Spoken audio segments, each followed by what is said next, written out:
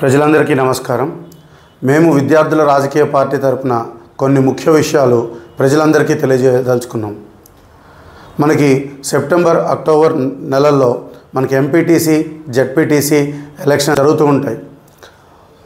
ఇప్పుడు మనకి మొత్తం 12,729 సర్పంచ్ ఎలక్షన్స్ అనేది మనకి సెప్టెంబర్ అక్టోబర్లో జరగనున్నాయి. కావున ప్రజలందరికీ తెలియజేసుకునేది ఏమనగా, ఇప్పటివరకు మన ప్రభుత్వ పాలన ఏ విధంగా ఉంది, విద్యార్థులకు కానీ నిరుద్యోగులకు కానీ ఏ విధంగా అన్యాయం జరుగుతోందనేది చూసాం. మా పార్టీ తరపున విద్యార్థులకు అండగా నిలబడడానికి, నిరుద్యోగులకు అండగా నిలబడడానికి ఎన్నో ధర్నాలు చేసాం, సెక్రటరేట్ ముట్టడించాం, అదేవిధంగా అసెంబ్లీ ముట్టడి అంటూ చేయడం జరుగుతోంది. కానీ ఈ ప్రభుత్వంలో ఎటువంటి చలనం కూడా రాలేదు. ప్రభుత్వం ప్రజల సమస్యలను విడిచిపెట్టి వారి కడుపు నింపుకోవడానికి మాత్రమే వాళ్ళు ప్రయత్నిస్తున్నారు. ఒకప్పుడు మనం బీఆర్ఎస్ పాలన చూసాం.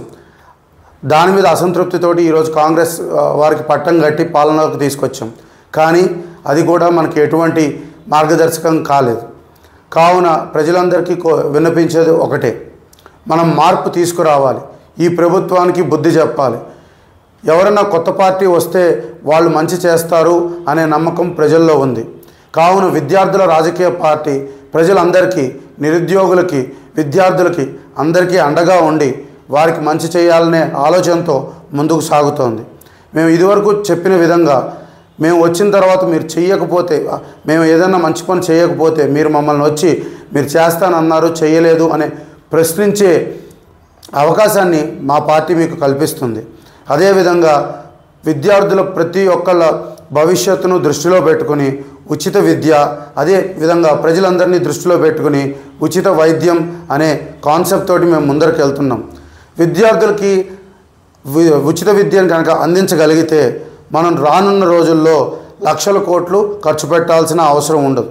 ఎందుకంటే ఇప్పుడు ఏదైతే బడ్జెట్లో అలొకేషన్స్ ఇచ్చారో, ఏదైతే ఒక్కొక్క దానికి డబ్బులు పంచే విధంగా ఆలోచించిందో ప్రభుత్వం, అందులో కనుక 50% విద్యార్థులకి కనుక లేక విద్యా విధానానికి కనుక వారు కేటాయించి ఉంటే మన విద్యార్థులు చదువుకుని ఫ్యూచర్లో మంచి భవిష్యత్తుతో ప్రజలందరికీ ఉపయోగపడే విధంగా ఉండగలుగుతారు.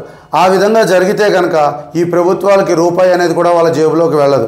అందుకనే ఉచిత విద్య అనే కాన్సెప్ట్ని ప్రభుత్వం అసలు అమలుపరచడమే కాదు, ఆలోచించడానికి కూడా వెనకాడుతుంది. కావున ప్రజలందరినీ కోరుకునేది ఒకటే, మీరందరూ ఈ విద్యార్థుల రాజకీయ పార్టీని ఆదరించి మేము పోటీ చేయబోతున్న 12,729 సర్పంచ్ పొజిషన్లకు మీ వంతుగా చెయ్యి కలిపి మీలో ఇంట్రెస్ట్ ఉన్న వాళ్ళు కూడా మాతో ముందరకు వచ్చి పోటీ చేయగలరు. అదేవిధంగా మేము ఎవరినైతే అభ్యర్థులను నిలబెడుతున్నామో వారికి ఓటు వేసి మీరు మాకు అండగా నిలబడితే ఈ ప్రభుత్వానికి మన దమ్ము ఏంటో మనం నిరూపించుకోగలుగుతాం. విద్యార్థులు అనుకుంటే ఏదన్నా చేయగలరు అనే ఒక్క విషయాన్ని ఈ ప్రభుత్వానికి మనం మీ ద్వారా తెలియజేద్దాం. అందుకని మీరందరూ చెయ్యి కలిపి మా పార్టీని గెలిపించి మనం అందరూ మంచి ప్రభుత్వం నడిపే విధంగా సహకరించాలని కోరుకుంటున్నాం. ధన్యవాదాలు.